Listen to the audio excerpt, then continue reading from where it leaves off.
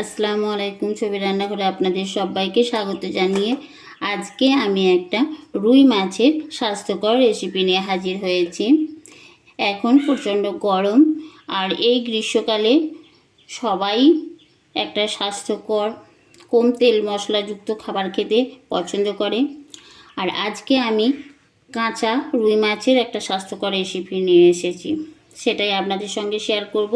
আমার চ্যানেলে যদি প্রথম এসে থাকেন বন্ধুরা, তাহলে আপনাদের কাছে অনুরোধ আমার চ্যানেলটিকে সাবস্ক্রাইব করে ভিডিওটিতে লাইক দিয়ে পুরো ভিডিওটা দেখতে থাকুন। রেসিপিটা বানানোর জন্য আমি এখানে 1 কেজি ওজনের রুই মাছের কয়েকটা পিস আর মাথাটা নিয়েছি, আর নিয়েছি পেটি। আমি এই কড়াইয়ের মধ্যে রেসিপিটা বানাবো,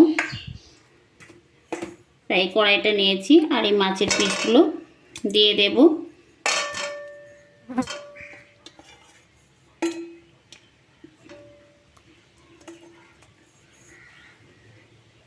এখন দেব পরিমাণ মতো লবণ, দুটো বড় সাইজের পেঁয়াজ বেটে নিয়েছি, দেব পেঁয়াজ বাটা, হলুদ গুঁড়ো, পরিমাণ মতো হলুদটা দিতে হবে। দেব লঙ্কার গুঁড়ো, লঙ্কাটা যেমন ঝাল পছন্দ করবে, আমি 1 চামচ দিয়েছি। এখানে দেব 1 চামচ জিরে বাটা। এখন দেব সরষের তেল, আমি এখানে 3 চামচ সরষের তেল দিয়েছি। সব কিছু মশলা আমি হাতে করে মেখে নেব। এটা মেখে নিয়েছি। বন্ধুরা, এইভাবে কাঁচা মাছের রেসিপি বানিয়ে দেখবেন, খেতে দারুণ লাগে। এরপর দেব জল,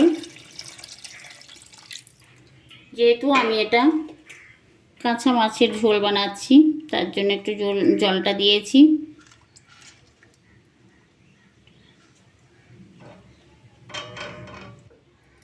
আমি উপর থেকে আর 1 চামচ কাঁচা সর্ষের তেলটা দিয়ে দেব।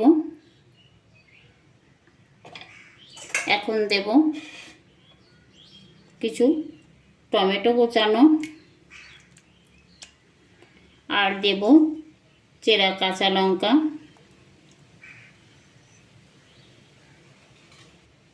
এখন আমি এটা ঢাকা দিয়ে গ্যাসের ওভেনে বসিয়ে দেব।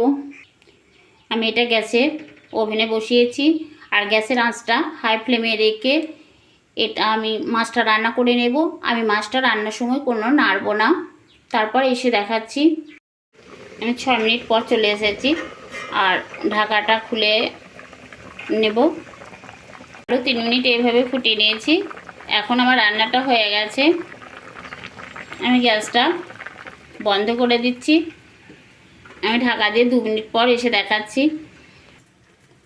বন্ধুরা, কত সুন্দর এই রেসিপিটা হয়েছে দেখুন। একটা স্বাস্থ্যকর রেসিপি, আর কত সুন্দর কালার হয়েছে। এটা খেতেও দুর্দান্ত লাগে। এভাবে কাঁচা রুই মাছের রেসিপি বানিয়ে একবার বাড়িতে দেখবেন। আর আমার এই রেসিপি কেমন লেগেছে অবশ্যই কমেন্ট করে জানাবেন। ভালো লাগলে চ্যানেলটি সাবস্ক্রাইব করে আমার পাশেই থেকে যাবেন।